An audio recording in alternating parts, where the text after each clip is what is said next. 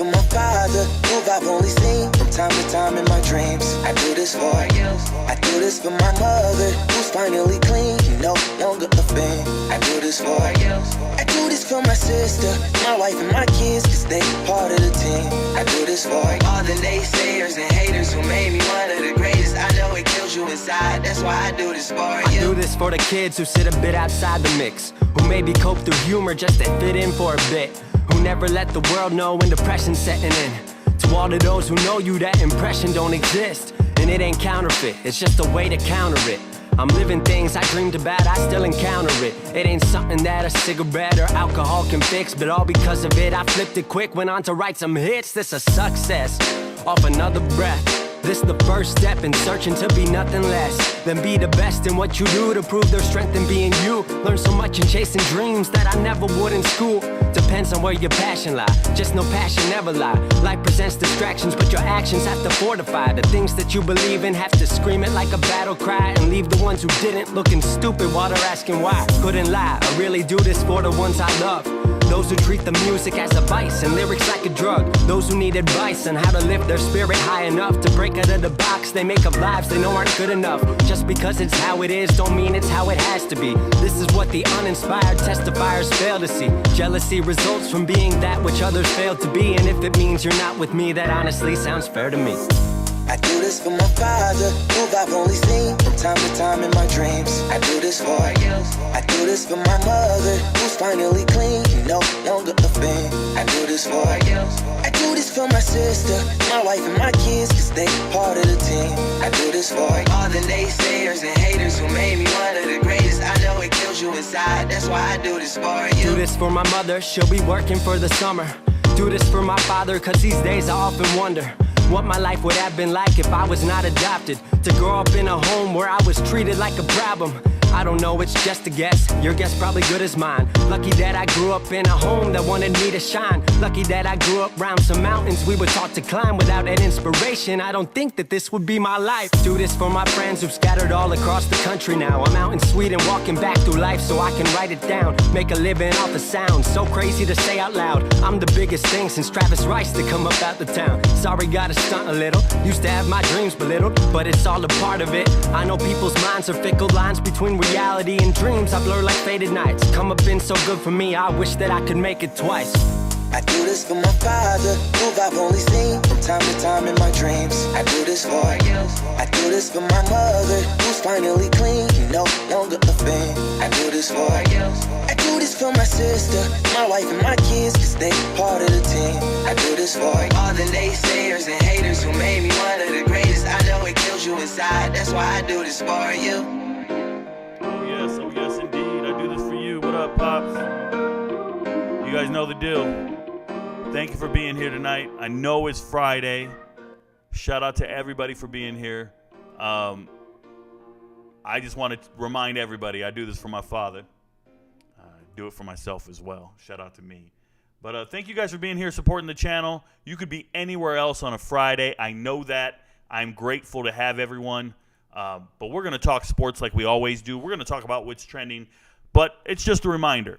You guys drive the show. So you ask your questions, I will get to them. You put a question over here in chat on YouTube, I will get to you. If you're sitting on TikTok, you're watching me now, thank you for watching. Doesn't pay me anything. So if you move over to YouTube, I got you. Will not be taking questions from TikTok.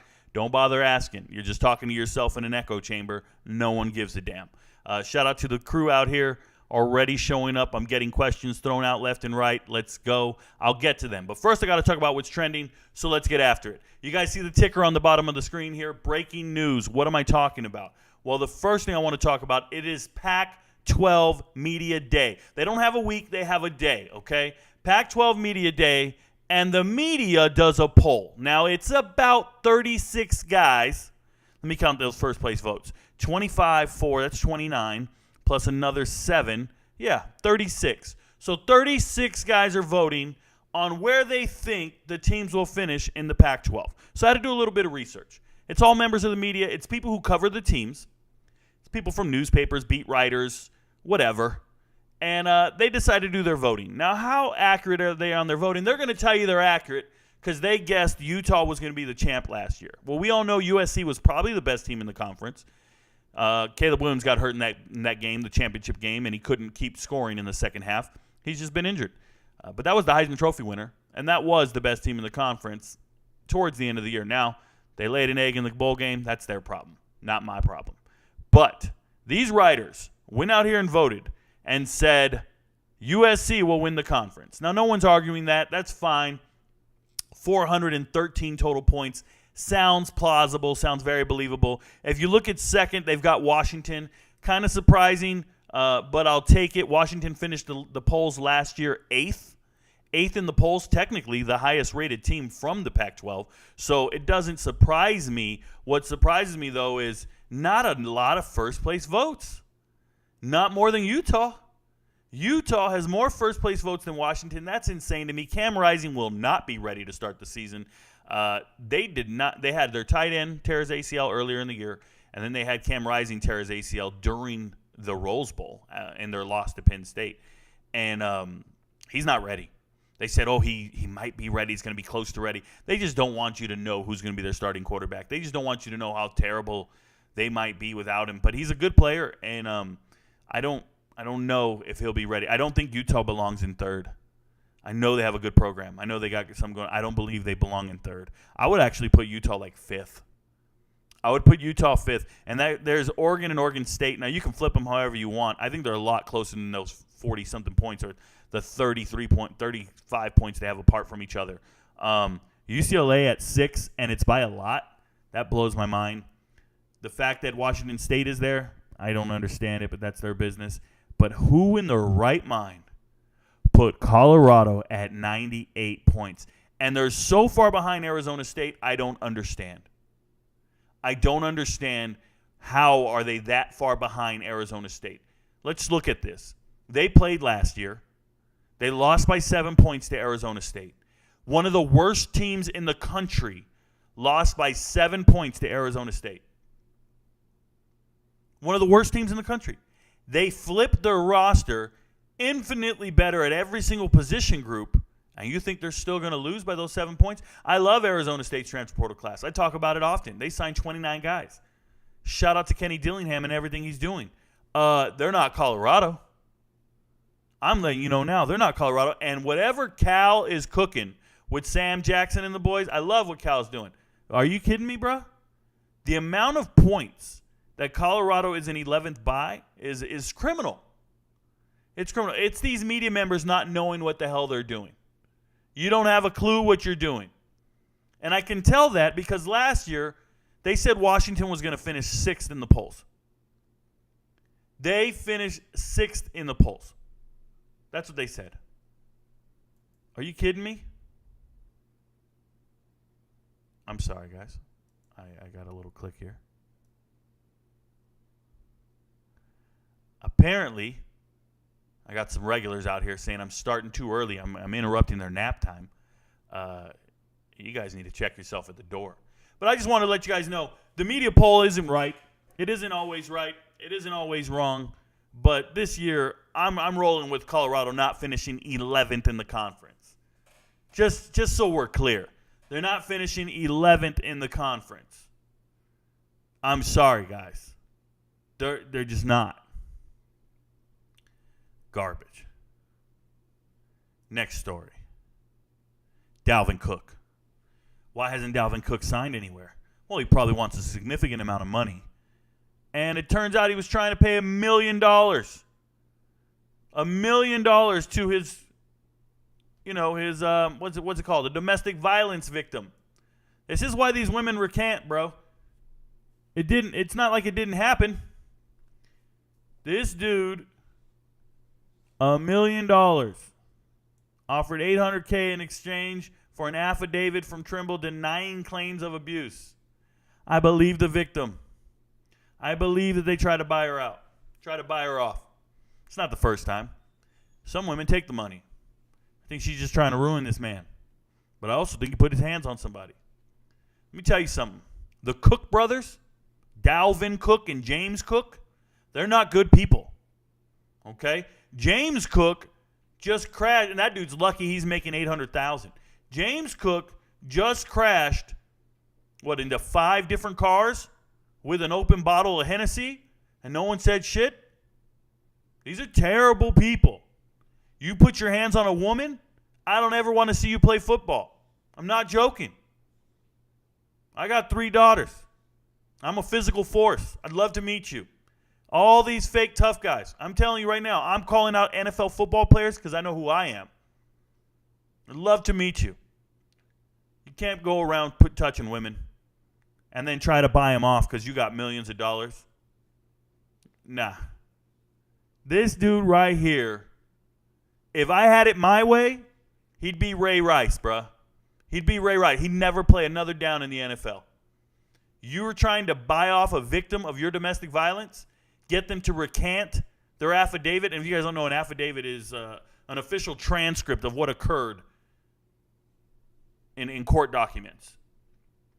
Absolutely ridiculous. I'm telling you, I don't ever want to see this guy play football. If he's on a team, I will not watch the game.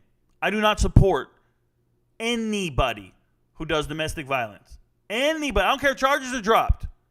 I don't care if the charges get dropped. I know why charges are dropped. They're dropped because prosecutors don't think they can win the case. Because the victim recants. They're never dropped because it didn't happen. That's like such a rarity, it's absurd. Nah. It's such a rarity, I won't even acknowledge it. Charges get dropped because the bruises faded away. I'm telling you right now, man. Like many of you guys growing up in elementary school, right? I can relate.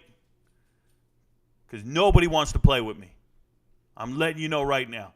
You put your hands on a woman, you don't want to see me. You don't want to know me. Not an internet tough guy. I'm a tough guy IRL. I'm telling you right now. In real life, I got beef with the Cook brothers. Let them know. I'm here all day. Let them know. Some punk shit, bro. Paying $1 million to get somebody to recant that you beat them? That you physically assaulted them? Nah. I ain't down with it. I'm going to save this one for later. I'll get to the chat first. Duplessis is out, bro. Duplessis is out. He's not going to fight for the title. He said he's hurt. And Israel Adesanya called him the P word, the VJJ word. But let's talk about what they did instead. They put Sean Strickland in the title fight. What? Do you guys realize Sean Strickland just fought an unranked fighter? This is a gatekeeper type dude. He just fought an unranked fighter, and then his next fight is a title fight? I don't care what his rank is. That doesn't make sense to me. If you're fighting for the title, your fight before the title shot should have been against the top 5 guy. That's how it works. Go look it up. You don't get to fight somebody not ranked, and then you go fight for the belt. That's weird. That's some weird shit, bro. There's no depth in that division. Where's all the top 5 guys at? Why is everybody dodging Adesanya? Oh, we don't want to see a rematch. Okay. I don't get it. Sean Strickland's last fight was somebody not ranked, and now he's fighting for a belt. That's bananas, bro. I'm probably going to make a video on this next one, so I'll be brief because I got to make a video on it.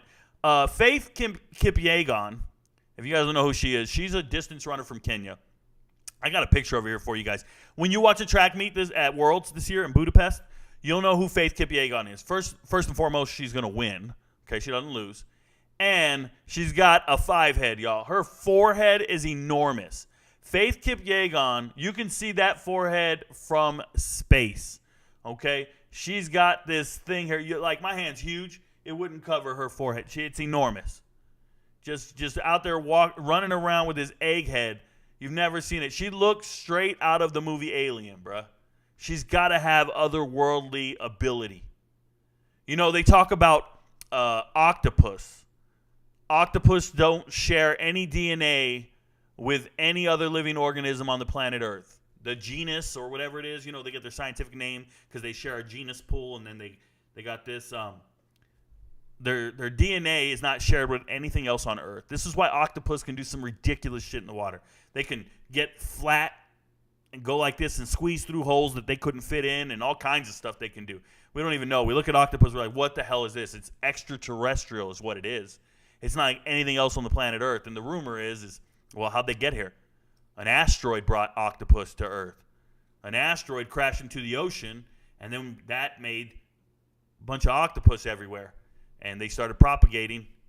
Boom, boom, boom. Well, let me tell you, man, Kip Yegon, nobody's like her, bro. Nobody's like her. She's coming from the origin. She's coming from Kenya, and she's fast as hell, and she never gets tired. When you think they're going to get tired on the last lap, not Faith Kipyegon. We can't beat her. And nobody can beat her. Not even her fellow countrymen can beat her. She breaks the world record in the mile. She ran 4:07. By the way, for a woman to run 4:07, the former world record was 4:12. She broke the world record by 5 seconds. It's a bit much, bruh. It's a bit much because you broke the record from Hassan, and Hassan was with Salazar at the time back in 2019 when she set the record. Everybody knows she was doping. Everybody knows she's doping. This woman's broke 3 world records in the last 2 months. It's like the 5K, the 1,500, and the mile now. She's broke 3 world records in the last 2 months. She's out of this world, bruh. Faith Kipyegon. Congratulations. Damn octopus, bruh. Shout out to her and her 5-head. It's all good. She's great. Out of this world. World class. World class. Hey, man, anybody know this dude? I don't know this guy. Bradley Martin. I don't know you, Bradley Martin. They tell me he's a podcaster and he lifts weights. He's a bodybuilder.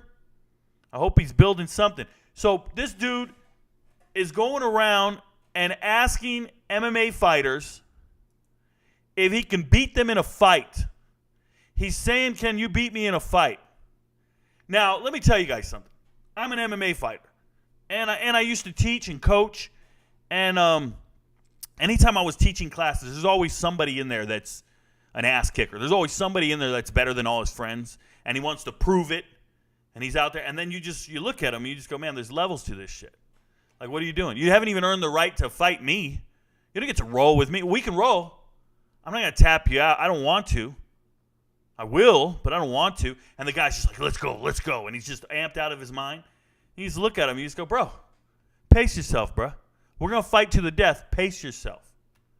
Because it ain't going to be that. It ain't going to go down the way you think. It's not going to be the way you envision. You know, I can remember a buddy of mine got in a bar fight, and the guy he was fighting at the bar pulled guard. He was falling to the ground, and he pulled guard. And if you're in jiu-jitsu and someone pulls guard, like I said, oh, man, my buddy's in a real fight right now. He doesn't realize it. He's fighting a real fighter because pulling guard is not innate. You're not born with that ability. Innate means you were born with it. Nobody instinctively pulls guard unless they've been training to do that. Let me tell you about this dude right here, Bradley Martin, man. He thinks all the bodybuilding in the world is going to save him in these fights. Oh, yeah, I'd love to mess around with you. I'd love to win. No, you wouldn't. I am a trained fighter. I am 235 pounds. I used to weigh about 205, and I went to a training session with BJ Penn, Benson Henderson, and CB Dalloway. You guys might not know who he is, and Ryan Bader. There was 4 of us. There was 4 pros, and then there was about 10 of us guys.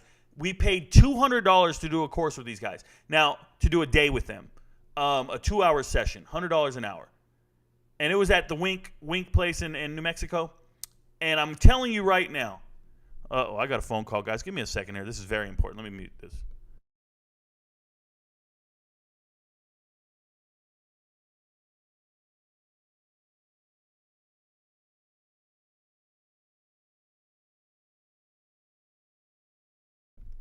Sorry about that, guys. And we're back. I apologize. But what I was saying is we went to all go train in New Mexico together. And when we trained, the sheer strength, grip strength, and natural athletic ability of the 155s, right? The 155s. That's BJ. That's Henderson. These guys weighed 170 pounds while training. They were stronger than all of us. They had so much ability, natural athletic ability. You couldn't imagine how great they were. And it made me immediately want to get bigger. It made me want to get, and I'm a great fighter. And I'm trained. I know what I'm doing. And I said, I got to get bigger. I never want to lose a fight to anybody. So now I walk around at 235 just making sure no one can take me. This guy has no idea what he's talking about or who he's messing with. You're not beating any trained fighters. None. Not this bodybuilder, dude. I just want to let him know. Hey, and Bradley Martin, I heard you want to mess around with some dudes.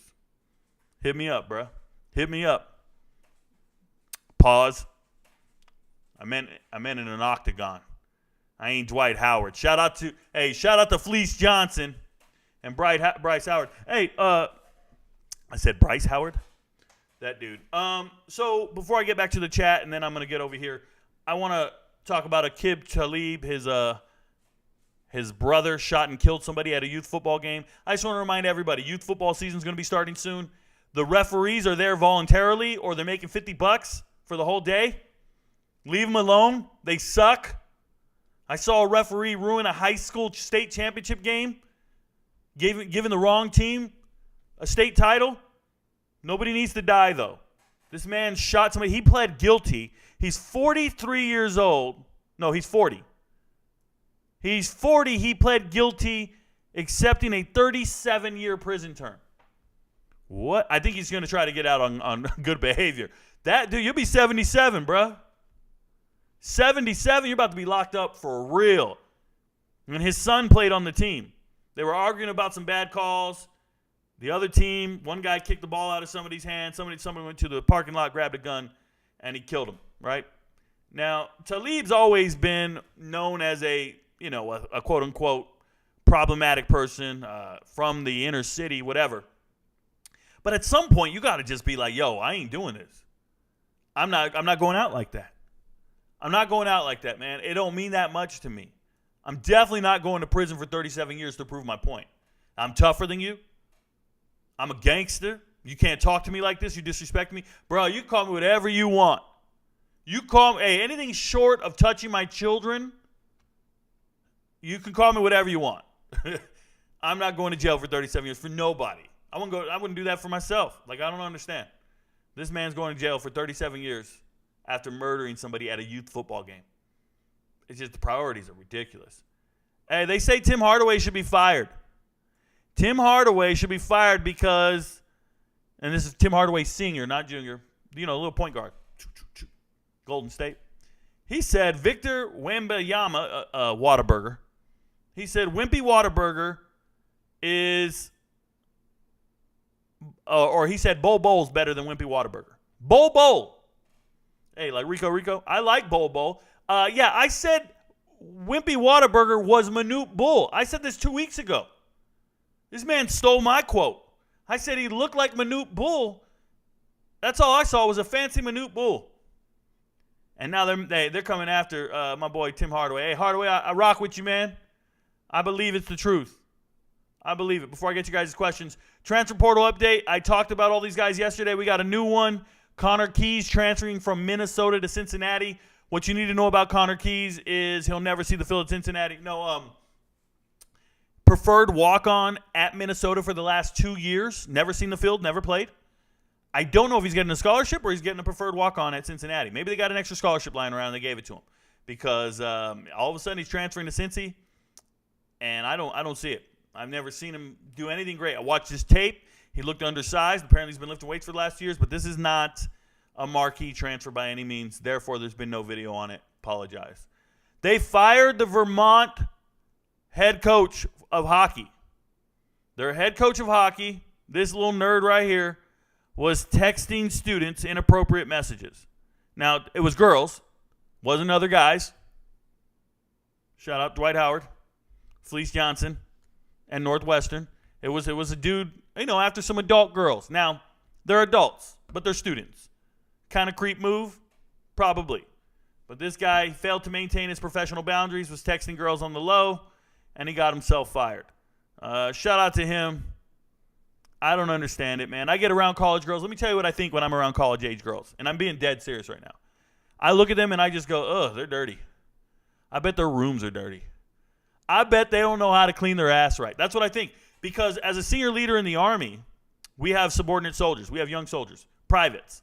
They're everywhere. And the worst thing that you can do in the Army is fraternize. I'm telling you right now, that's a one-way ticket to end your career. You can do a lot of other things. You can't fraternize. You'll be done. And as a senior leader, if one of them little girls, one of them snot-nosed little girls, 17, 18, 19, 20, I don't care if you're 24. You come to my office and try to go to parade pretty, try to lean, and you'll get crushed around me, bruh. I'm not talking about smash. I'm talking about crush. I'm going to hurt your feelings. You can't flirt with me. I'm dangerous with it. So to hear about college coaches of similar age to me interacting with those kids of that age and you're entertaining this shit, dude, there ain't a woman under 30 that appeals to me. What kind of conversation you having with women under 30, bro? You're an adult. You're 30-something years old. You're 40-something years old. What conversation are you having with these women? You walk up to them, hey, girl, what up? Hey, is that food bussin'? Is that what you say? Is that a dead ass? Is that bussin'? What are you saying? No, that's cat. How do you even talk to them? As they sit there and scroll through Instagram and talk about some Kardashian. What are we doing? Men, like real talk.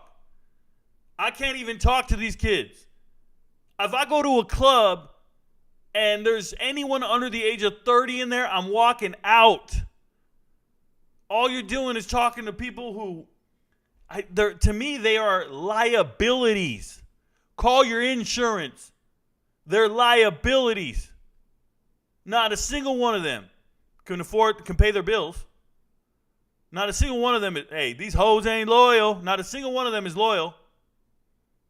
What are we doing?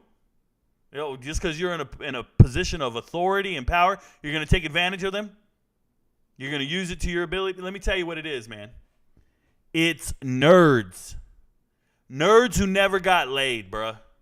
So now you're in a position of authority. Now you make some money, and you're in that position. But you know what? To be a college professor, you had to be one of the most academic dudes around.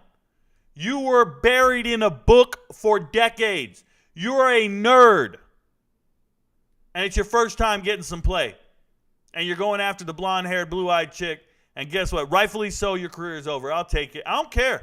Hey, well, Rico, it's a hockey coach, man. He's tough. He ain't tough enough. He should have bagged one when he was 20 or 30. He should have been out there talking about his damn family. Now you went and lost a job that pays you over $100,000, $200,000. You lost the job over some text messages? You're not even smashing? Like, what are we doing?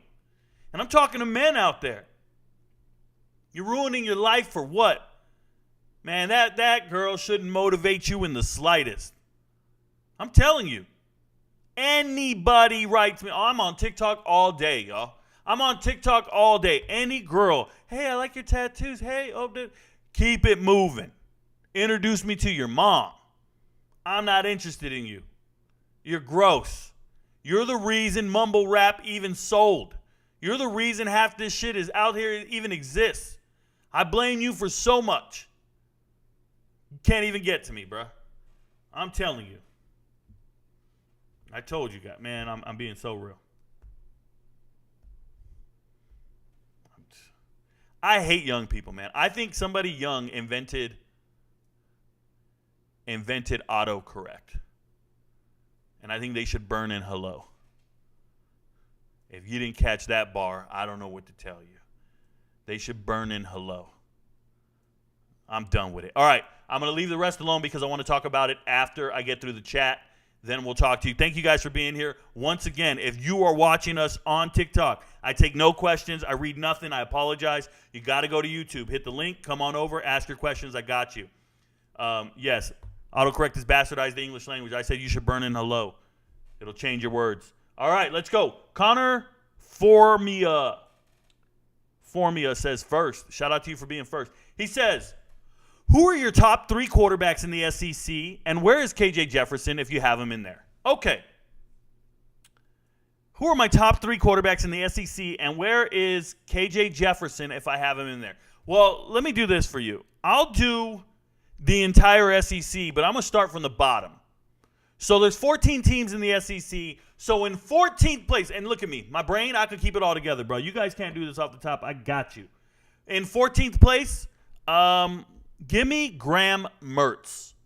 Graham Mertz, starting quarterback at Florida. Number one, he lost his two best wide receivers. They already left, right? Shorter went to the NFL, and Henderson went to Cincinnati. Go pair up with his old quarterback, Monty Jones. Emory Jones. My bad. But you got Pearsall, and you got Gene showing up, the freshman. I just don't think they're going to throw a lot. Graham Mertz is not a good quarterback. Go back and look. He only wins games when they throw about 18 times. They got 3 running backs. They got 3 because they brought in Cam Carroll from Tulane. So they're going to run the rock like crazy. I think they're going to be losing a lot of games. And they're going to have to play catch up. And the only way to do that is to throw, and they don't have the quarterback to throw. So ball control, punt and pin, field position. Florida's going to be in trouble, and Graham Mertz is not good. So that's 14th place. 13th ranked quarterback. Give me A.J. Swan at Vanderbilt.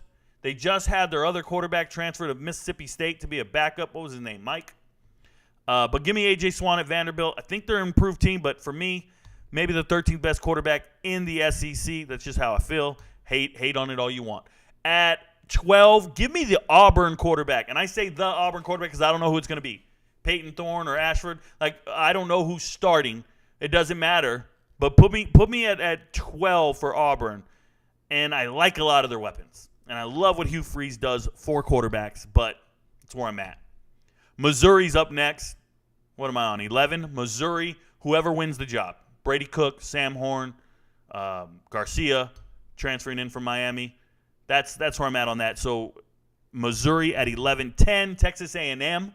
Whoever wins their job, Max Johnson, Connor Wegman. I'm cool with it. 9, give me Alabama. Whoever wins the job. Milroe. Buckner transferring in, I'm there. I guess 8 is Carson Beck. He won the job, right, at Georgia. There's no more competition. I don't want to hear about Brock Vandagriff or Gunnar Stockton. So give me Georgia at 8. At 7, before Georgia, Jackson Dart, Ole Miss. He won the job as well. So give me Ole Miss at 7. 6, give me Spencer Rattler, South Carolina. Some people might tell you he's better or worse. I like Spencer Rattler at 6. At 5, give me Jaden Daniels, LSU. I'm thinking he's not a great pure passer, but he is a good decision maker, and it just makes sense to put him at 5. I feel like he's going to get some stats, but I feel like they're going to win a ton of games, so it might even look better than you think. But if I'm sitting here and I'm rating all the quarterbacks in the SEC. If we were having tryouts tomorrow, yeah, Jordan Daniels 5. 4, give me Joe Milton. Give me Joe Milton at 4. I think he's going to put up a ton of stats. Chances are he can lose his job by the end of the year if he struggles. But I don't think he struggles. I think he plays well. I think he's got a big arm. Give me 4, Joe Milton. 3, Will Rogers. I feel like Will Rogers is a great quarterback, but with a new offensive scheme, losing Mike Leach, losing his top receivers, it's bad. Give me Will Rogers to drop slightly to 3. Devin Leary at 2 for Kentucky. He's got every weapon in the world. He's got a great offensive coordinator. I like Devin Leary at 2. And the number 1 quarterback in the SEC is KJ Jefferson, Arkansas. I think he's a man amongst boys. He can do everything. He runs better than Daniels. He throws better than him. He's just the grown man of the group. But I say all that to tell you it's a very underwhelming quarterback class in the SEC next year. There's not a ton of studs. Not a lot of pro talent in the SEC at quarterback next year. Compared to other conferences, no, sir. Not even close. I'm telling you right now, I would take Riley Leonard over all these guys. And he's at Duke. Riley Leonard over all of them. And he's the Duke quarterback. Let that settle in for you. Like that's real. So, but yeah, shout out to you guys. Thanks for the question. I'm always ready, though. Game picks during the college football season. Jacob, yes, I will be doing game picks during the college football season. I'm debating whether I want to do all of them. I think I'm going to do all of them every single week and keep track of my winning record. I'm going to be over 500 for sure. I'm going to be over 700. I'm a beast. You guys don't ever want to do pick'ems with me. I'm not picking against the spread. I don't care about the spread. That's just some made-up shit they do in Vegas to get fans to care and to take your money. Will Franklin be in the hot seat if Penn State has another mediocre year? Horizon, when did Franklin have a mediocre year? During COVID? When they went 4-5 during COVID? You better ask somebody, man. He went 7-6 his first 2 years. Somebody look this up. You're crazy, bro. I'm telling you right now. I'm staring at your chat. I'm telling you right now. 7-6, then 2 11-win seasons in a row. Then some nonsense in between. But he had a 4-5 record. Then he went 7-6. Then he went 11-2. So last year, going 11-2 and winning the Rose Bowl, you come in here and say if he has another bad year, he's out. Bro, what do you think the goal is for every team in the Big Ten? The goal for 50 years is winning the Rose Bowl. Penn State won the Rose Bowl. Finished the season top 10. What are we talking about? If he has another bad year, what other bad year? James Franklin is a beast of a coach, has a great team, and he's doing great. What are you doing? What kind of question is that? Where are you coming from?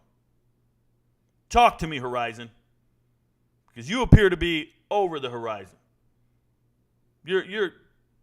That's some crazy shit. What kind of expectations should Mississippi State fans have this year? Low expectations, right? Low. What do I always say?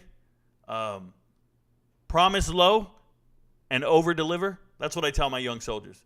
Hey, I hate having a young guy walk up to me and go, "Yo, I could do all this stuff. I could do all this stuff." And then at the end of the day, he goes, "Hey, Top, something came up. This came up.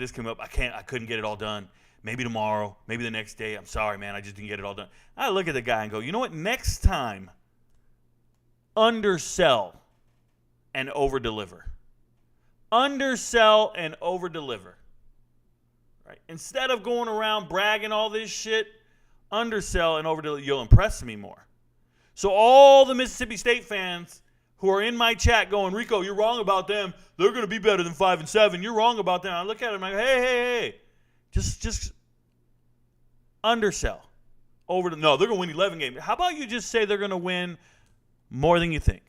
How about, you know what, I think they're going to win 4, but I'd be really pumped if they win 10. And then they go and win 10. Then you'll be thoroughly impressed. Because, yes, I know Mississippi State.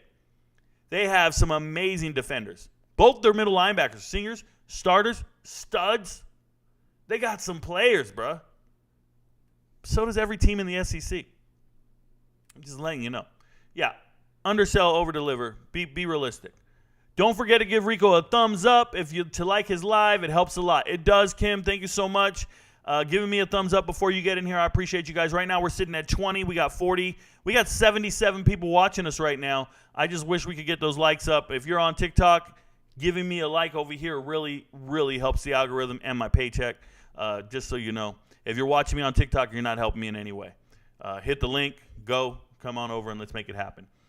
What up, everybody? What up, Derek? Shout out to you. D. Jones says, we need a Rico Coach JB collab. No, we don't. Coach JB from Last Chance U. This dude is only known by anyone because of Last Chance U. He's not known for his merit. He's not known for doing anything worth a damn. He is known for being what we call infamous. He's infamous because he was on a TV show on Netflix and done nothing else of note. I did a video and I talked about his team at Independence. I talked about the 4 guys that got an offer. One of them being Chance Main. And when I talked about that team, he wrote me directly. And he said, "You'll say anything for a click. You're just talking shit and making it up." He says, "I signed 41 guys. 41 guys out of Independence my last year." He thinks he's bragging to someone who doesn't know the damn job. I said, "Really? 41 guys got offers? Damn, coach. All right, JB. Don't call me a name. I'm not German. Don't use a slur at me. Just give me the 41 names so I can report about it." You know me, I love to be accurate. Yeah, I love the facts. But let me tell you something. That year, I studied every recruiting class, like I always do. I studied every letter of intent, like I always do. So if you signed 41 guys, tell me what schools they went to, because I can account for every scholarship in the FBS. So are we talking FCS? Are we talking Division II? Where are the specifics? I want the 41 names. This man went crickets on me. I showed up to his live stream. I showed up to his podcast in the morning. I wrote in the chat, what up, bruh? Talk to me. I'm here now. Pretends like he don't see me. We don't need a collab. That dude, have you seen him try to run? That dude is a shell of an athlete. You ever seen him try to sprint? Put on Netflix again and watch him try to sprint. The only thing, he thinks he's tough. Cursing out kids, belittling them. He thinks that's how you resonate with him. You got to speak to him. I'm a stone cold hustler. Yeah, okay. Game recognized game, and you look real unfamiliar right now. I'm letting you know. That dude ain't it, bruh. He's right up there. Nah, we're good. No collab needed. I'm here now, Rico. What up, Fazzy? Can I make it to D1 when I'm just now starting? It's my junior year. I'm 5'10", 160, but actively gaining weight. So, Fazil, the answer is yes. You could have a growth spurt. You can have a lot of things. The second thing is I don't have a clue what position you're talking about. You could be a hell of a kicker for all I know. 5'10", 160. I don't care if you started or not, and neither do the recruiting websites or anybody. There are kids sitting on the bench at Buford right now, kids sitting on the bench at Mater Dei, and they have offers simply because they went to camps, get recognized. If you guys want to get an offer, go to camps. Go to websites and look up their camp schedule and then make your rounds. And if you're a parent out there with a kid, stop talking about how well your kid's going to play on the field. They don't care. Get them to a camp so they can get their picture taken, so they can get their vitals taken, so they can know who the hell they are, and then have them show out. Then you got to be better than everybody at the camp. But that's how it's done. They don't care. Man, there's so many 1,300-yard rushers with no offers. There's so many 1,300-yard rushers with no offers. And then there's kids who rushed for 500 yards and got an offer. Kids who started one game got an offer. No games got an offer. There's guys. There's a guy right now in the USFL. No, in the XFL. He went to West Florida, Division II, never started a game in high school. Played at Harrison. He's backing up Justin Fields. Didn't play a game. How do they know about him? He went to a camp. Just letting you know.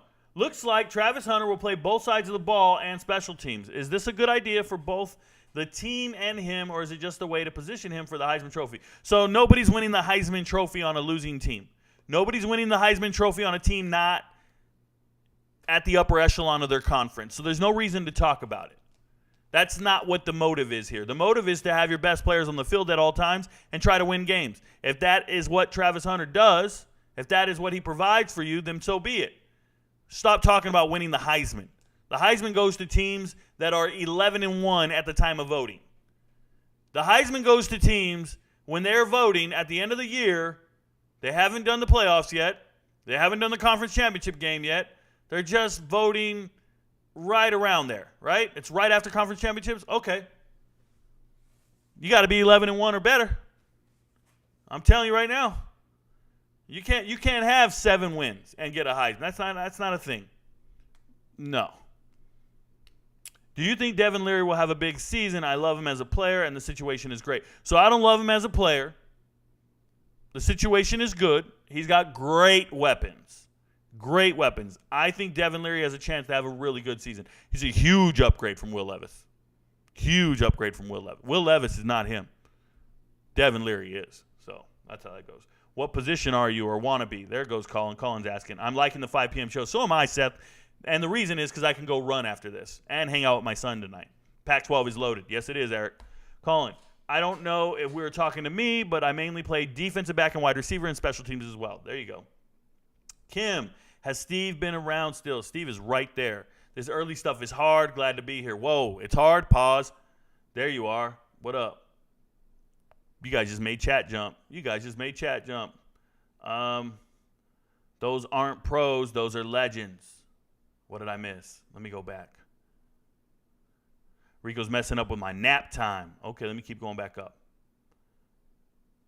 play DB. Kim, early, hard stuff. There you are. Sorry, guys. A lot of chat going on. ASU should have some kind of punishment for what it did to Herm Edwards. You know, D. Jones, that's an internal issue, man. Their punishment is they lost games. Their punishment is they lost credibility with recruits, and a lot of guys hit the transfer portal. But they bounced back and got themselves the young kid they wanted. So a hometown kid, more power to him. Dillingham is from Phoenix, and that's what they wanted. Rico messing with my nap time, my bad. I think that's a fine size for those positions. Excuse me. Just watching replay of stage 20 and obviously paying attention to Rico. No wonder he's napping, bro. He's watching the Tour de France stage 20. Any competition that has 20 stages of dudes sitting on a bike. You ever been to the gym? Who's on the stationary bike? It ain't the chiseled dudes, unless they're finishing their workout with some cardio. No, the stationary bike, yeah. Nerds again. Nerds. We old, factual. This heat makes me feel 20 years older than I am. Fair enough. I grew up in Southern California. I grew up in some real heat, bro. I don't even know what the weather's like over there today. But I can do my hometown right now, and I can double check. It is 113 degrees in my hometown right now. It says it's going to get to 118 today. This is where I'm from. 118, 116, 114. Hey, Rico, why don't you visit home more often? Because home is where I get my mail, bruh. It's hotter than hell in Georgia. Don't get me wrong. It's humid and muggy and hot. It's miserable outside. But it ain't 118. They haven't had a day under 110 in a while. I grew up in real heat. That's why I was looking at that story the other day about a guy or a team that has black turf. And I'm like, oh, well, they ain't from where I'm from. If we had black turf, there'd be real injuries. I'm from a place where it's hotter than hello. Shout out to autocorrect. Damn, I put that together like that. There's a million reasons for them to hush. That's a million reasons for them to hush. Exactly. The fact that they have their first names as each other's middle names says it all. Let me let you know. Tyreek Hill in that same boat for sure, D. Jones. You touch a woman, I can't mess with you. Chris Beard's on another level, bruh. Chris Beard had his fiance recant that he beat her, and Texas said, nah, we don't buy it. We don't care. You're still fired. We don't want you. Because they knew that they read the affidavit. They read the police report. He bit her. That dude bit his wife, his fiance. Chris Beard bit a girl in a fight. He bit a woman in a fight. I don't even know if it's a fight. How about in an assault? You know the last time I heard somebody got bit in an assault in a domestic violence dispute? It was on one of them forensic file shows, and they were tracing the trace evidence of the bite, and the first thing I thought was, how barbaric is that, bruh? You know that dude's a serial killer. He's biting a woman. Well, what do you think Chris Beard did? He bit someone. That's some Tyson shit, bro. Hey, not everything's up there, bro. Just letting you know. What do you think about Deshaun Watson's situation then? I think he's a terrible person, Skyler. I don't care about if some of them were consensual. I don't care if some of them were a money grab. There's too many accusations for it not to be true. Just too many. Some probably out there just trying to get some money. Some probably were down with the hookup at one point and then regretted it. Whatever. But there's some, nah, you're doing something. Indecent exposure, you're doing something, bro. I can't get down with none of this. You know who's never been accused of any of it? Jalen Hurts. High character guys don't get accused of this type of shit. What's their decision making like? I'm just being real. We got fights tomorrow. Probably, Steve. Probably not. I might be hanging out with my son. We'll see. I think women were putting their hands on him. Did you respond to the guy from Kentucky? Javon King, there's nothing to respond to. D. Beckwith is his name. He's not on the Kentucky football team, and that's what the story was. Instead of telling everybody he's not on the Kentucky football team and just leaving it at that, I provided context on where he came from, what he's done, and what got him to the point that he's not on the team anymore. He did a duet of that video, but had nothing to say because there's nothing. I didn't say anything false. He's not on the team anymore. I said nothing false. He's a wasted talent. He's a good athlete. I think he can help other teams, but I don't think he's committed to playing football or college. He could prove me wrong. Let that man get a degree and prove me wrong. I don't think that man's ever going to graduate from college, and I don't think he plays another down of college football. How about them apples? So make a video, duet me, and smirk, and do all these things, but I have my degree over there. I'm good. And me and D. Beckwith will have the same amount of rushing yards this year. Just keeping it real. I swear Rico and JB are like long-lost brothers or cousins. Maybe it's in the water in Cali. D. Jones, no, I got an identical twin brother. You should watch his show. Shout out to Morant's Rants. My identical twin brother and I, we are the same. JB is soft, bro. He doesn't have my DNA. He don't have my DNA. We're real. That dude is fake, bro. You only know him because of Netflix. You think he got you? He's from Dominguez, Compton. Dude, get at me.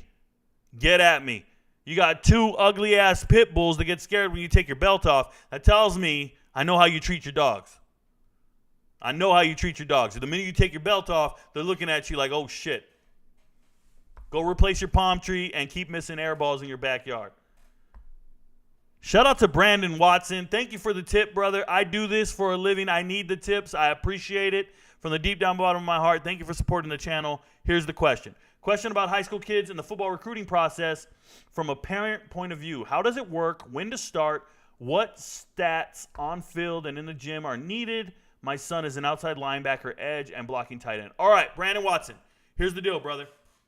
So it starts before you ever get to high school, right? You're exposing your kid to the game, getting them to have what we call a self-driven motivation to be great. Your kid's got to want it more than you. The kid's got to want it more than everybody. So that's number one. If you got the right mindset, we're there. Now, there are rules on when a college coach can reach out to players. Let me see if I have that diagram still saved to my desktop. I used to have it. Give me a second here. I'm looking for it now. Jeez. I got the grading scale from Scouts. There, you know what? I can pull it up. Bear with me. Sorry, guys. I will do this on live. I'll try to hide my tracks here. I just don't want to misquote anything.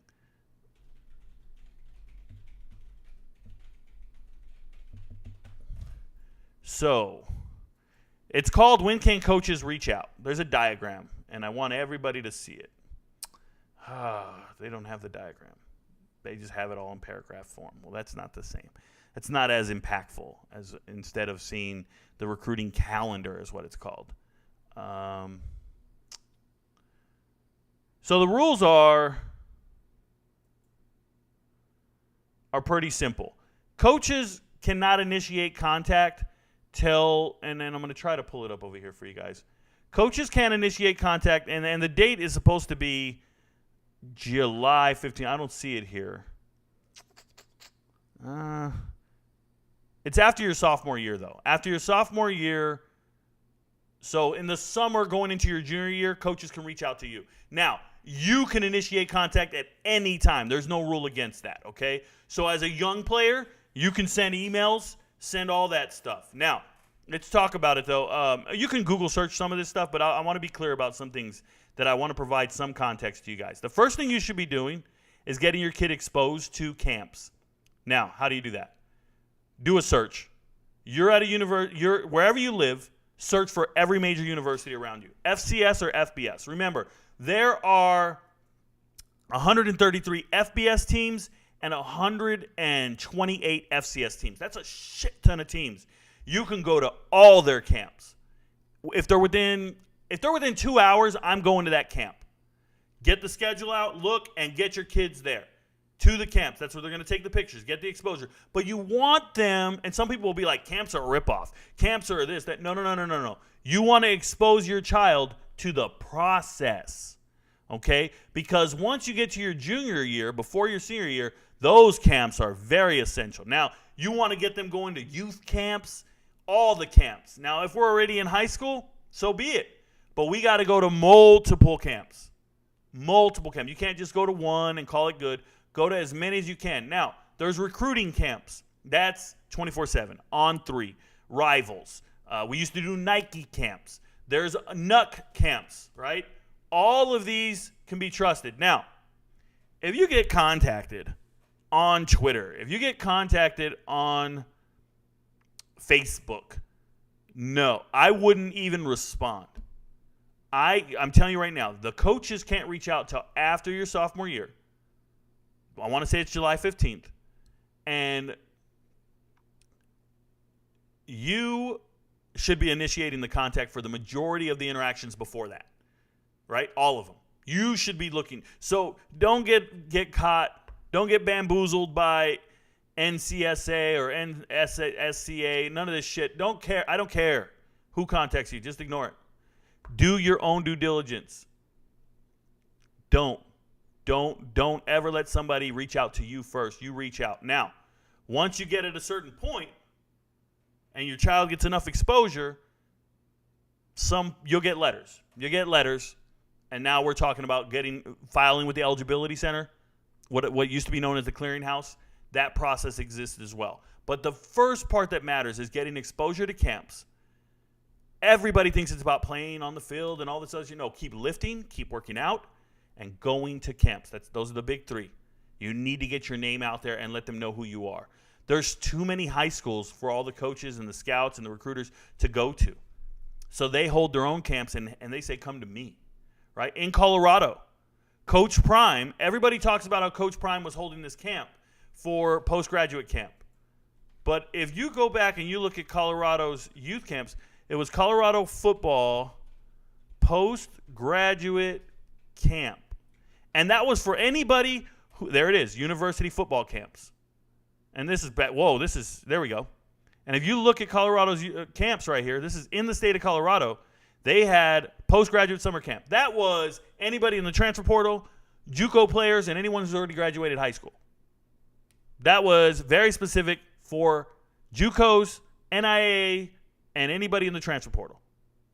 But if you go down and look, there's an elite camp. That's for high schoolers. Youth camp, another elite camp. The specialist camp was for kickers and punters.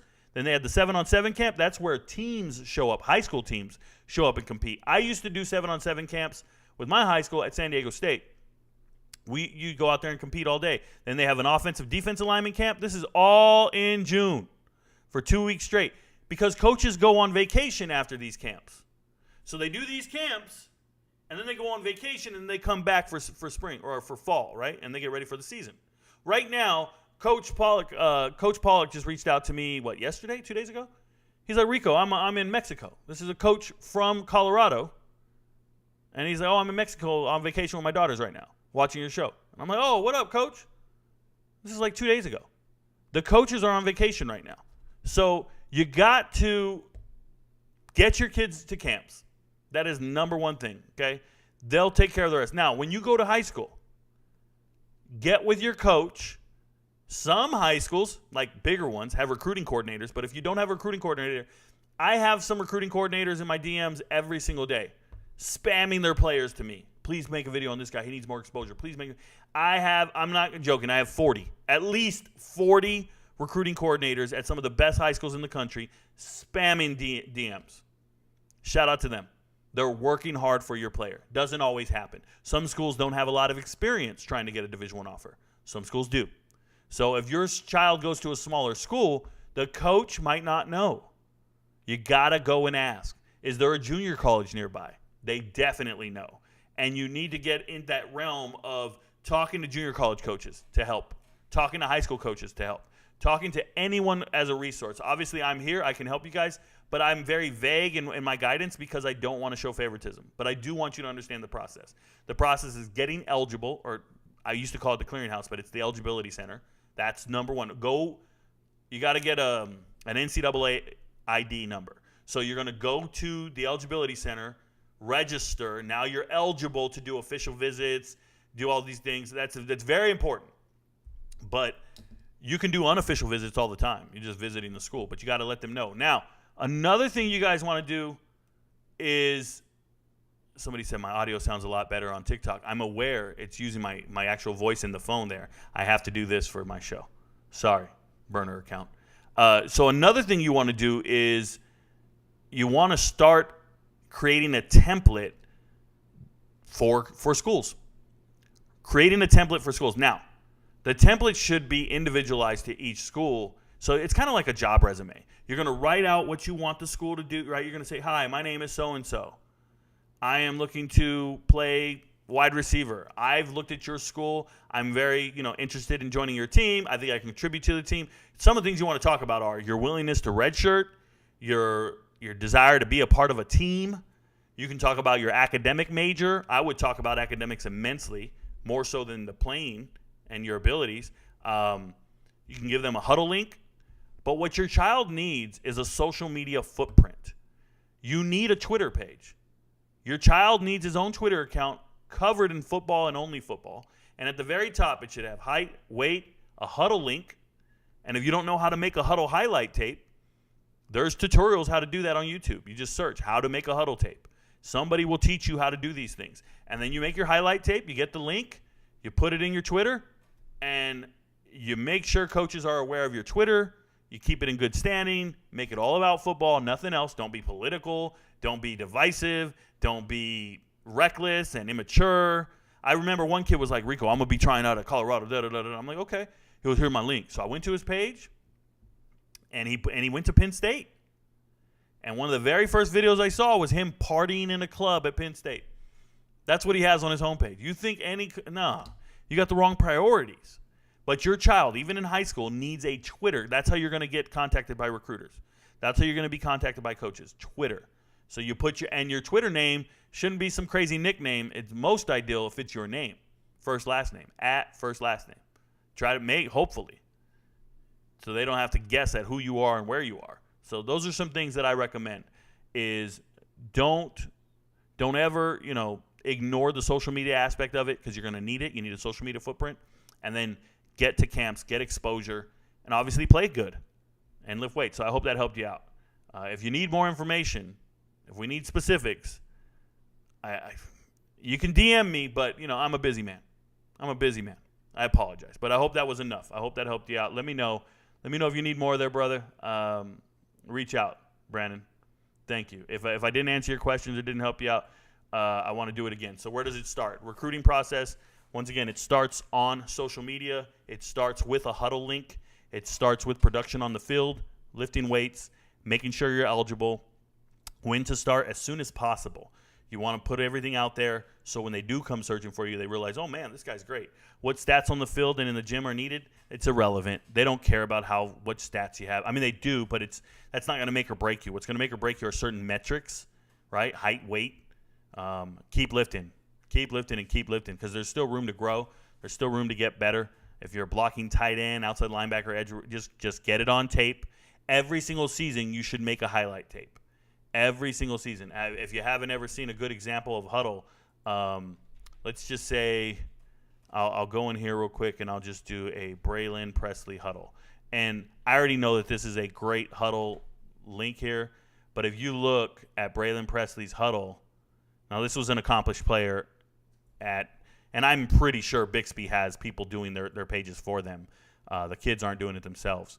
But if you're doing it, if you look, they got a picture of him in uniform, all this stuff, all his metrics. But if you see here, it's senior season highlights, and then underneath it, it's a bunch of little highlights. But what he'll do every single year is add all the highlights up and make a junior season highlights and sophomore season highlights, freshman season. And, dude, some of it's freshman ball. Some of it's JV ball. I go and watch all these highlights on their huddle tapes, and it's whatever. It's a bunch of nonsense. It doesn't matter. As much as possible. I watched a kid returning kickoffs in a JV football game, and I just thought, man, he's fast as hell. I get requests, Rico, can you watch my film? Can you watch my film? And I turn it on, and I'm like, this has to be freshman football. There's no one in the stands, and these linemen are 5'5", 180. Like, stop it, So keep putting out the tape. Keep doing your thing. I hope I helped you out. Respectfully, that was probably too soon. I recant. All right, Steve, I don't know what happened. Brad's a fraud, claims Natty. I'm misunderstanding who's Brad. Did you respond to the guy from Kentucky? Never asked the same question twice, Javion King. Never, ever, ever. Salazar is no more dirty. Those people are dirty. Those aren't pros. Those are legends. Master Sergeant duties come first. LOL. LOL. Fair enough. Let's go all the way. What up? I wonder if he still had Crabtree's chain. Hilarious. That's AQ grabbing the chain. They were fighting Michael Crabtree and Akib Talib, whatever his name is. Willie Bobo, good to see you, brother. I saw that game. Yo, Talib is from Richardson suburbs, just to clarify. My bad. They're always compensating for being a gangster. Call me anything you want. Just don't call me late for dinner, yo. All right, Willie Bobo. Willie Bobo is so thugged out. It's outrageous. Willie Bobo, I'm waiting for it to say, Rico's a racist. Boo-hoo. He got more black friends than you do. Willie Bobo's that guy. What up, Lewis? Shout out to Lewis. He's a Roll Tide, one of our few Alabama fans. I like having him here. Thank you for being here. We got to have variety up in here, so we got an Alabama fan. I appreciate him. Those girls used to use Loom. Line? What are you writing, bruh? I don't know. Talib's been bullying all season, that article stated. Pretty sure. Super fast dog, pretty sure. You think any school is going to pick up the kid that entered the transfer portal after hitting a staff member at Georgia for playing with water guns? So, Daddy Bryant, you're talking about the defensive lineman who got in a fight with a staff member. It's another defensive lineman who's now a staff member. What's his name? So the answer is yes. I think someone will eventually sign him. He's not going to play this year, for sure. And he just got in a fight. He just left the team here. Where is he at? They don't even have him on here? This is crazy. They didn't even bother listing him. Wow.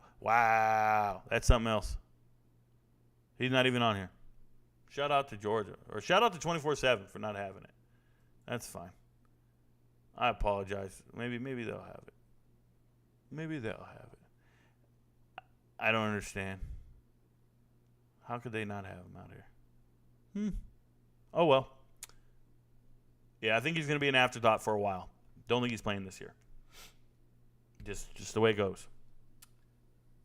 You think that ASU could have been a contender for the Pac-12 championship if they didn't lose so many players to the portal like Pearsall, Wilson, and Daniels. So, no, not Mason Lister. No, I don't think that that's true. Those guys, even with those three, they're not of the right caliber to compete for the Pac-12 championship. You're looking at Heisman Trophy winners and guys who are leading the nation in passing. It's a little different. Pearsall wouldn't be in the top 10 on any wide receiver list in the Pac-12. Daniels is great in the SEC. In the Pac-12, he's probably the 7th best quarterback. It's not the same. A different caliber of players. You get a new camera, bruh? No, I did not get a new camera. It's my same webcam. It's just a 4K webcam. Hopefully it's in focus, or maybe it's not. Not even smashing. Texting. They caught him doing the Willie Bobo. Shout out to Willie Bobo. Yeah, he wasn't smashing. He's just texting girls. Yeah, shout out to him. Rico was right. Number 1 ranked Texas high school running back. Taylor Tatum committed to Oklahoma instead of USC. Yeah, I know. I told you guys he was going to Oklahoma. And somebody's going to go, everybody knew that. So I stopped making I Am Right videos because I'm right all the time, and the haters are never going to acknowledge it, and everybody else is going to go, yo, this guy is right.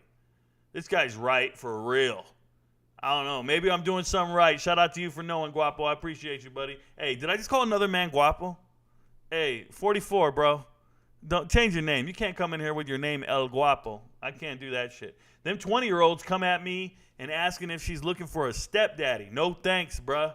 No thanks. I saw them suckers in the strip club when I was younger. When I was a kid, I used to go to strip clubs. I used to date strippers. I used to date the waitresses. They were easy. And I'd meet them. They're dressed half naked already. So it was cool. I used to date them. And then there was always a quote-unquote sugar daddy, some dude in his 40s, throwing money, bro. I watched the guy dropping $300 a night, every single night for a whole month. That's insane. For a whole month. He was there every night, $300. I was looking around going, what is this? Oh, he's an attorney. Okay, well, he's a sucker. He's a simp. What's the issue with the media day for Pac-12? So the issue is Coach Prime's not there, so it ain't worth a damn anyways. But the issue is those media guys don't know what they're talking about. They don't. That's the issue. New York Giants signed running back James Robinson in an insurance move in case Barkley doesn't report. Yeah, Barkley's not reporting. Not for the price they're saying. I don't think Barkley's reporting. Running back's legs are already tired as it is. I don't think he's doing it. And if you want to talk about insurance move, I'm going to be talking about NFL transactions here in a bit. I'm going to go over every single one. I should probably do that now, and then we'll get back to the questions. So sorry if you already asked the questions. You guys just chill. I got you. But I wanted to go over these transactions because sometimes people look at the transactions and it's nothing to them. It's just a word. It's just like, it's just a name, and you guys are like, well, what's the big deal? But some of these moves have other implications on why they do them, and I want to explain it to you guys. So, like, we talked about Perrion Winfrey last night from the Browns. He got released.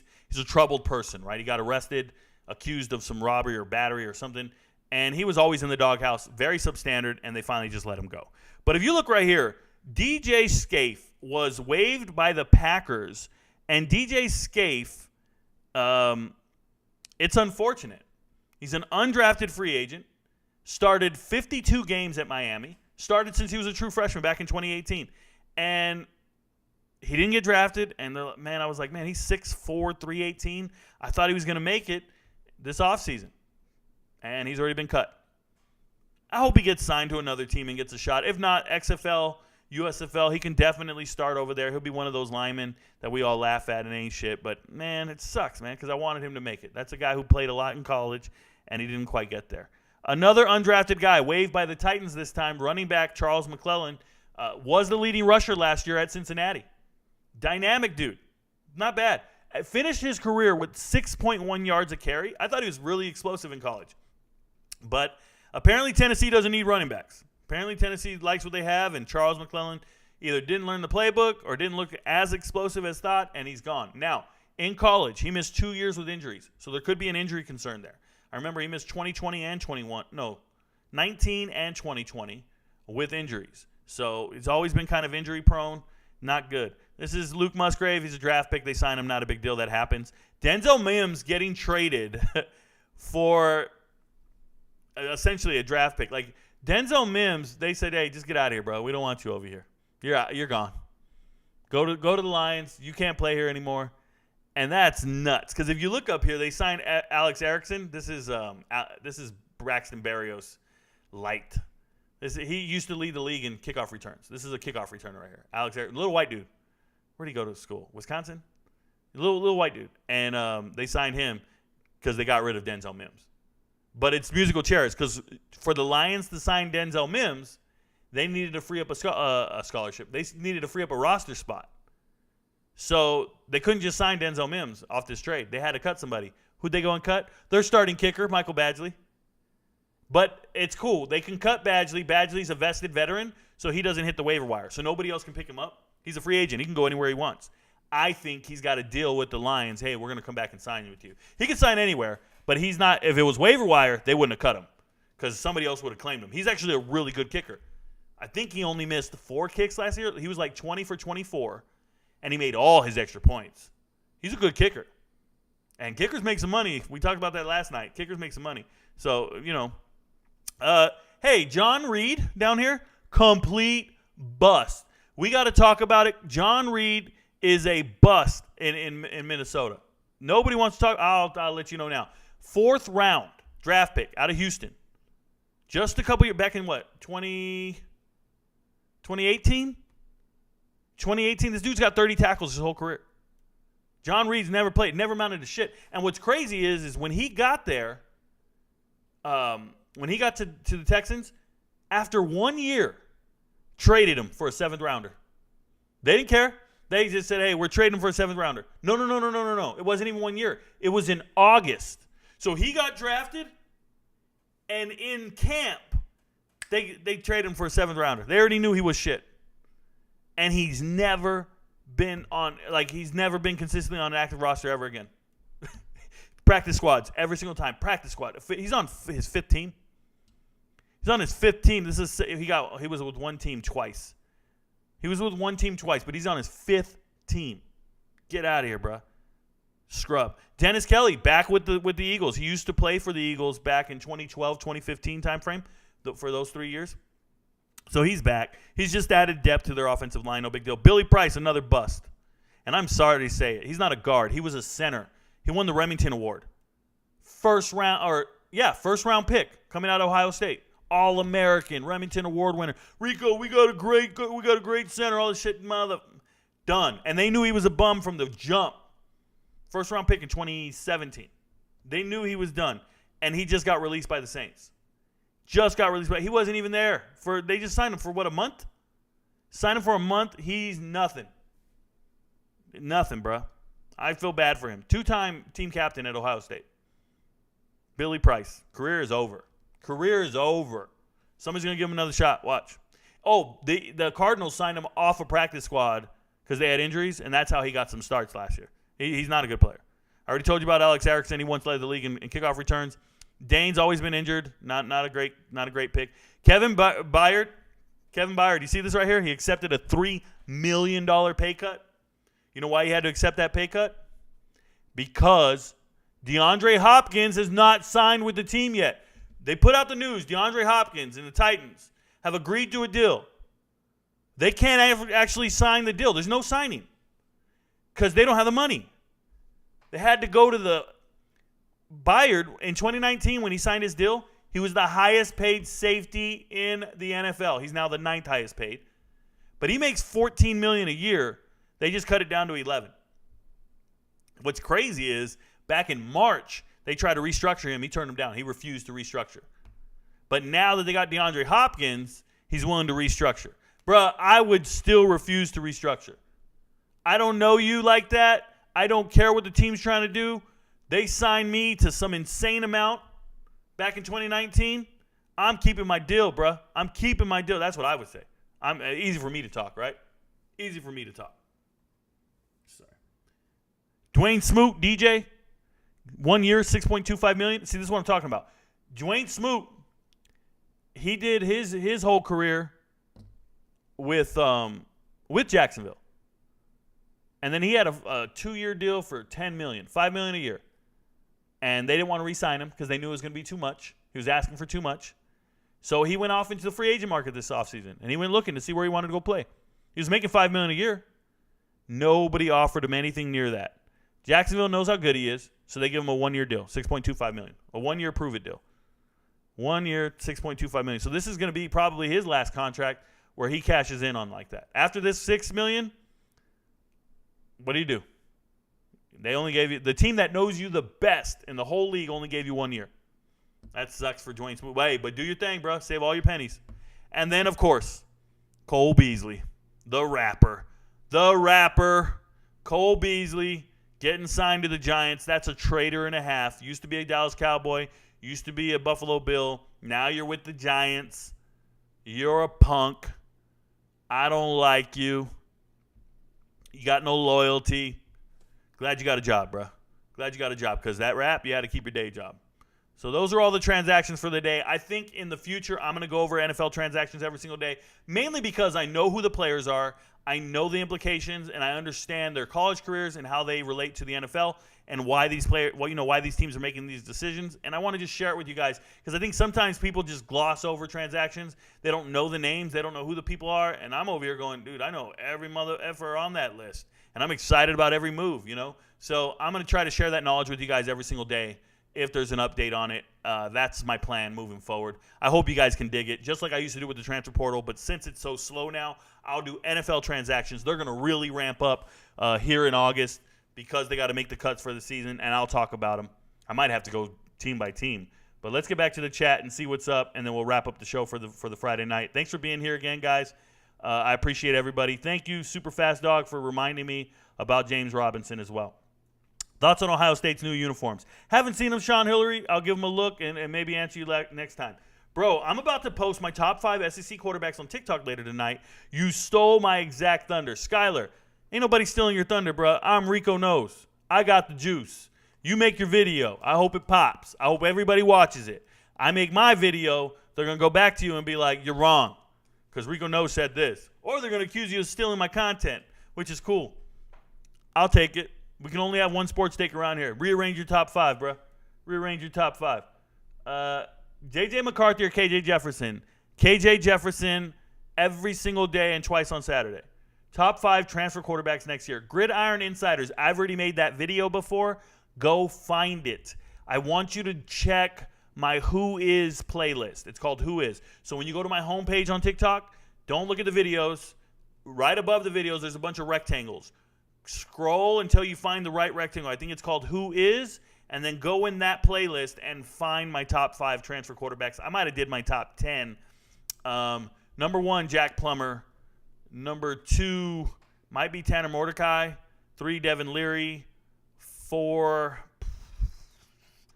drawing a blank right now. You know, it all kind of runs together. And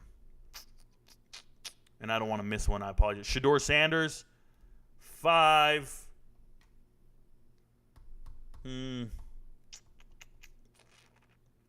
Sounds about right. I'm not drawing a blank on anybody else that I can think of right now. I don't think. Not Colin Schlee. Sam Jackson was on the list. Devin Leary. Yeah, that's where we're at. I'm missing one. Could you comfortably afford a Lamborghini Huracan? No, I can't comfortably afford anything above my my Camry, bruh. I don't like to spend money. I drive a really nice Camry. I drive an XSE 2021 Camry. It's got everything I'm looking for in life, plus more. Apparently, I accidentally erased my chat. Give me a second here. I'll catch back up with you guys. We'll get it done. Oh, no. Oh, chat. We barely got there.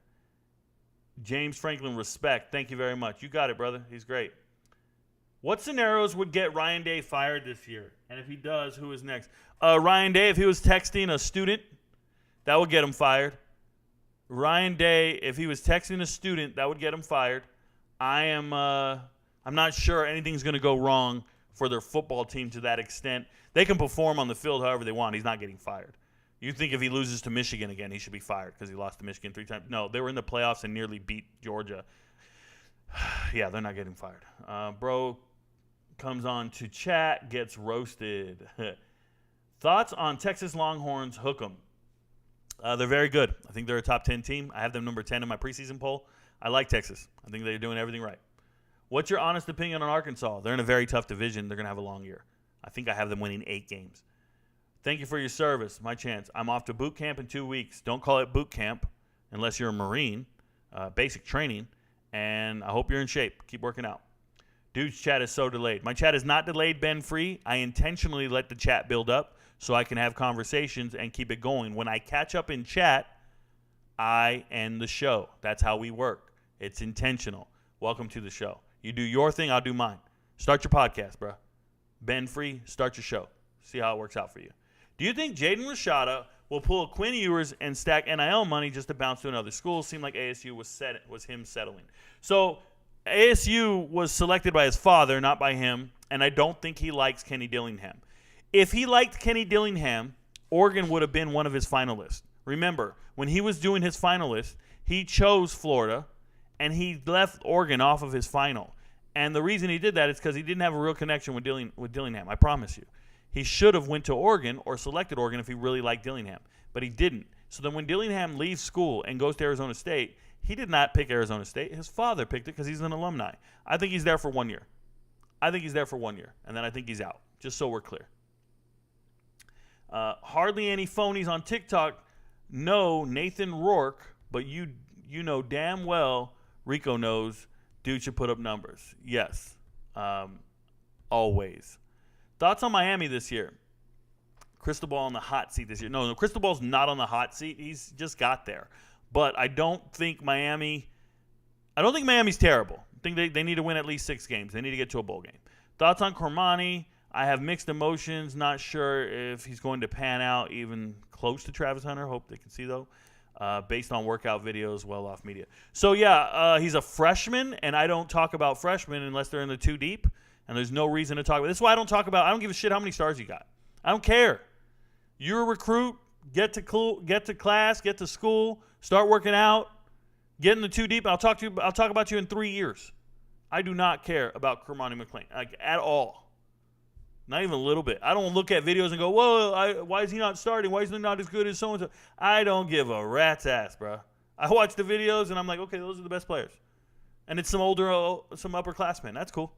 I never look at a video and go, oh, look at that 5-star. He's a buzz. Oh, my God, there's a 5-star. Somebody was doing that today. Somebody was like, oh, look at UCLA, man. They're going to start Dante Moore. No, they're not.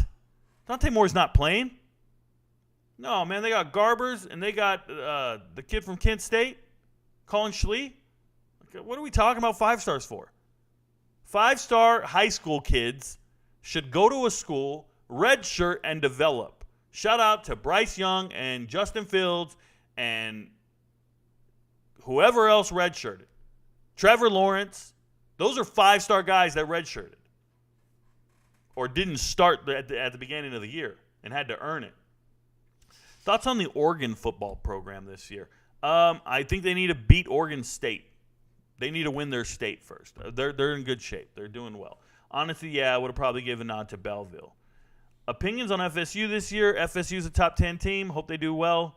They got everything going for them.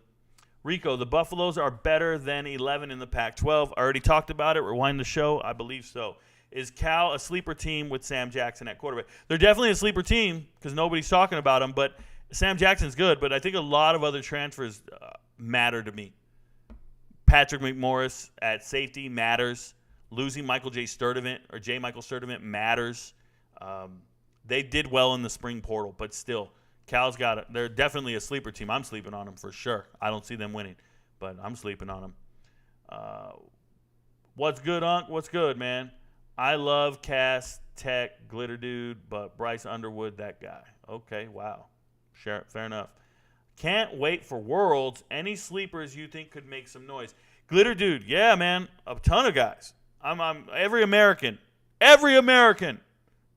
I'm pulling for every American. What about politicians? I don't talk about politicians. Exactly the same. Coaches can't reach out till then, but they still do. So you can do third-party reaching out. You can't reach out to a player. You can reach out to a coach. You can reach out to a coach. You can reach out to a team trainer, a best friend, or something. There's ways around it. This is how they do tampering as well. So, you can ask that theoretical question. Hey, if you were to get into the portal, would you be interested in going to, say, Ole Miss? And you're not even in the portal. You're just a kid at South Alabama. And your high school coach calls you and was like, hey, I was wondering, if you were willing to go to Wisconsin, if you jumped in the portal tomorrow, would you be interested in Wisconsin? Would you? That's how it's happening. The tampering is happening through third-party intervention. Rico, I have so much respect for you. We need to get you on board with Michigan. I'm not a fan of any team, guys. I cover 133 teams. Stop trying to make me a fan of your favorite team. That's your business. He just got crystal ball to Wisconsin. Don't care about crystal balls or recruits. Don't do that shit. Try glassing, you know that. Crystal balls mean nothing. Thank you. Camp, film, camps. But camps can still be useful if you already got attention from good film. Yeah, you just need to get to camp. You need to get to camps. That's how it goes. He on board with Michigan. You have to watch his videos. He named them number 1, I'm pretty sure, a month or so ago. Yeah, Michigan's number 1 in my preseason poll. I don't know what anybody's telling me I need to get on board for them for. Yep. Much love. Go Blue. Your audio sounds a lot better on TikTok. Thank you very much. My high school coach helped me put my tape together. That's what we're talking about. Some coaches don't know what they're doing. What do you think about Garrett Green at West Virginia? Can he win, or will Nico, the Italian stallion, end up starting? I don't know who's going to end up starting. I don't think anyone can win. Garrett Green can win, but I think West Virginia is going to have a long season. I think West Virginia's got their hands full, and I think their coach will be fired. Big ups, Rico. Much appreciated. No problem, Brandon Watson. Hope you get that Twitter going, and you get your son's huddle tape up. That's what matters most. Worst cases of a bad social media footprint for a new college player. Mark Nagy, I've had some that they just have the wrong shit. They just have the wrong stuff on their page.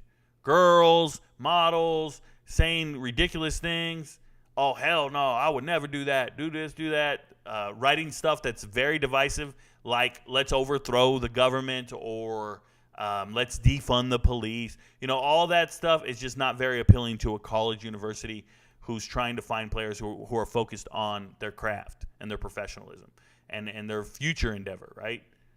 We don't need you to be Tuberville Jr. We need you to be focused on football. So just priorities and academics. Like some pages look great. Some pages are like community service. The kid's been doing this. He spends his weekends doing this, that, the other. Like it's incredible.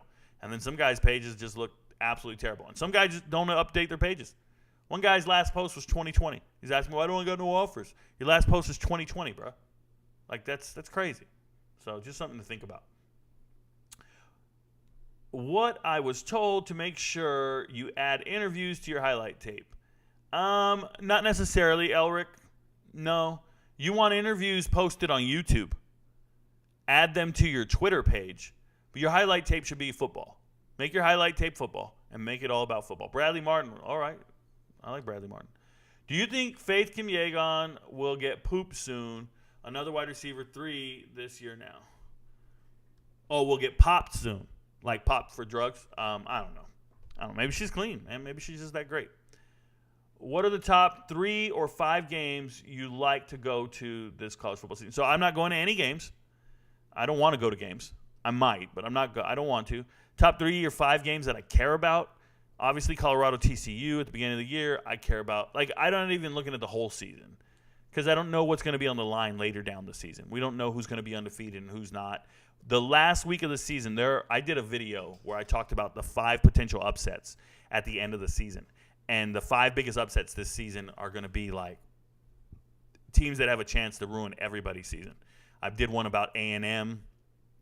I can go back and find the video. It's pretty remarkable. So I care about stuff like that. But Colorado TCU week 1, Clemson Duke week 1. I'm excited for some of these games to see how the teams perform. You got to remember this. Even if it's a win for certain teams, I get value out of knowing how they perform. So, like, I'll give you an example. Last year, watching Tennessee have to go to overtime to beat Pitt in week 2 told me everything I needed to know about Pitt. Pitt was a 9-win team because they're a beast. And that told me that the SEC is really weak because here's Tennessee, one of the best teams in the conference. They had to go to overtime with Pitt. Yeah. And that's just how I assess things. I do things a little different from other people. So I look at losses. I look at everything. Like, I watch all the games. So it's just different. Like, everybody's like, well, how do you watch all the games? I watch all the games all week long.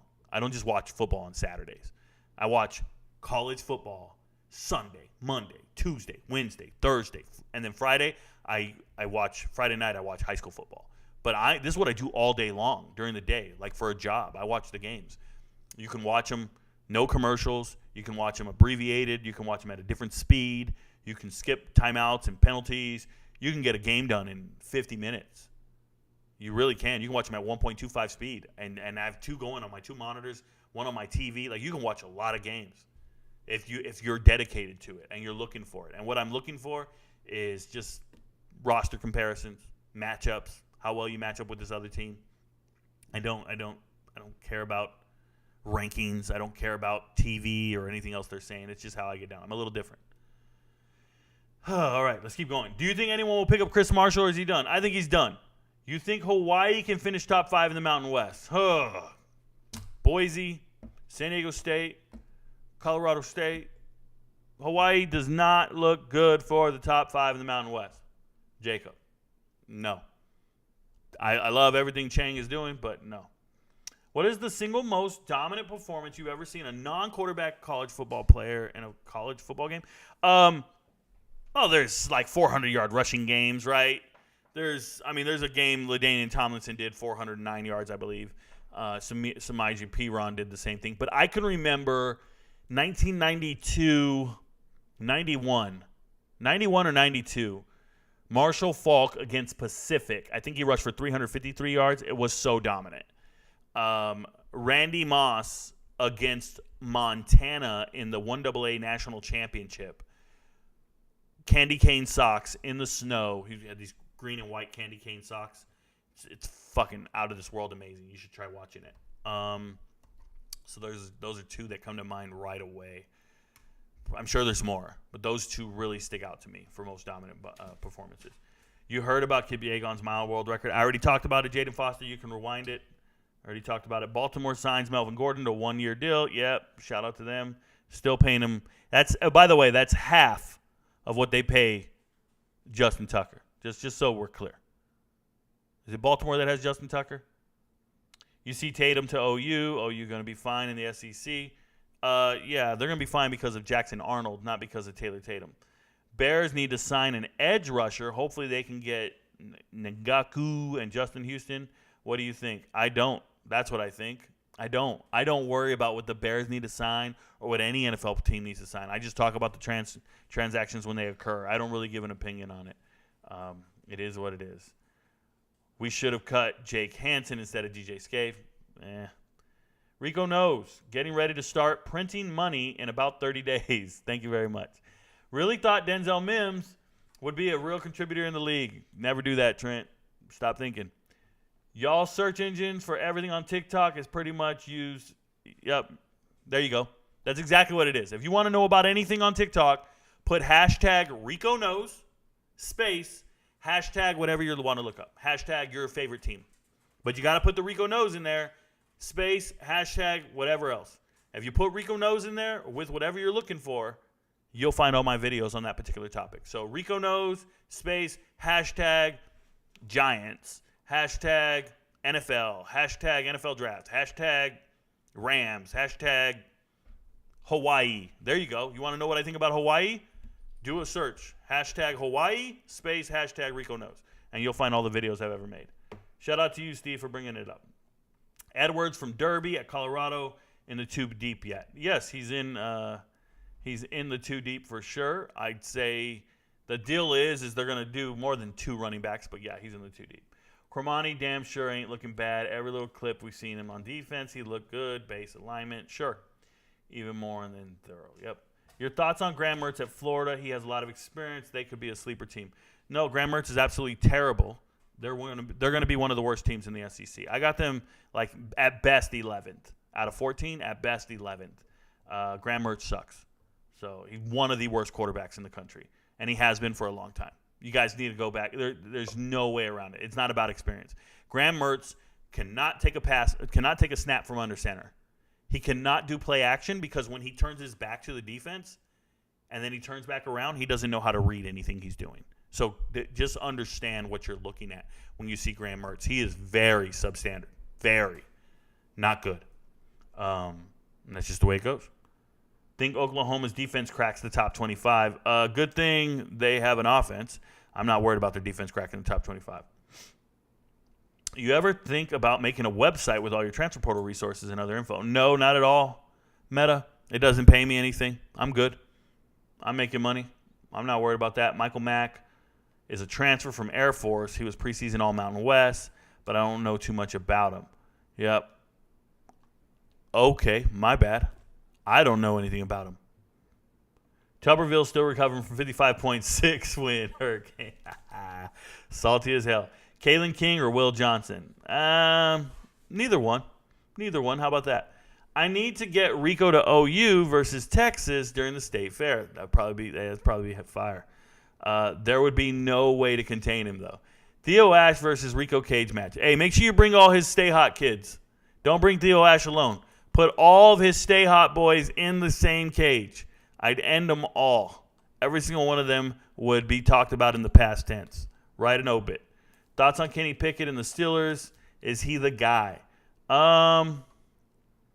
He looked good. He looked good enough. I don't know what guy we're talking about. You thinking Super Bowls? You thinking starting some games? Let me know what you're talking about there. What was your game of the year? Yep, that's it, Trent. That was my game of the year. Randy Moss stepping on that field at any point was the most dominant. That's a fact. How do you think Oklahoma fares if Arnold had to take over via injury? I think he's great. Watching Mertz every Saturday was bad for my mental health. Yeah, you got to stop watching it. Change the channel. Dude could not complete a pass more than 10 yards down the field. 100%. Rico, well, Alabama bounced back. Bounced back from where? From where? They were one of the best teams in the SEC. They made it to one of those 6 bowls. Bounced back from where? Doesn't make any sense. Are they a better team this year than they were last year? They are not. Last year they had a returning Heisman Trophy winner who pulled out so many great games from them. They had a first-round running back. They had the 3rd overall pick on defense. They are not better this year than they were last year. Last year they were much better than they are right now. Game over. Yep. It shows how much people pay attention to teams other than their own when they think Mertz or Milton are going to be great. Both were unplayable in the Big Ten. So Milton's a different story. Joe Milton actually has a really good coach in Josh Heupel. He has a really good offensive scheme, and he has the right tools and traits to be great. So it's a little different for Milton. But Mertz, absolute dog shit. Do you think Marvin Harrison Jr. has a chance to go down as the greatest OSU receiver of all time, or is that delusion? That is definitely a delusion. Like, I don't even know what we're doing here. Yeah. Thanks, Rico. Thanks, Kim. Enjoyed the lives. Go check it out. Thank you very much. Appreciate you, Steve. Thanks, everybody, for being here. I appreciate you guys from the bottom of my heart. You guys make it all possible. And just remember, your friends don't know, but Rico knows. I do this for my father, who I've only seen from time to time in my dreams. I do this for you. I do this for my mother, who's finally clean, no longer a fan. I do this for you. I do this for my sister, my wife and my kids, cause they part of the team. I do this for all the naysayers and haters who made me one of the greatest. I know it kills you inside, that's why I do this for you. I do this for my father, who I've only seen from time to time in my dreams. I do this for you. I do this for my mother, who's finally clean, no longer a fan. I do this for you. I do this for my sister, my wife and my kids, cause they part of the team. I do this for all the naysayers and haters who made me one of the greatest. I know it kills you inside, that's why I do this for you. I do this for the kids who sit a bit outside the mix, who maybe cope through humor just to fit in for a bit, who never let the world know when depression's setting in. To all of those who know you, that impression don't exist, and it ain't counterfeit, it's just a way to counter it. I'm living things I dreamed about, I still encounter it. It ain't something that a cigarette or alcohol can fix, but all because of it, I flipped it quick, went on to write some hits. This a success, off another breath. This the first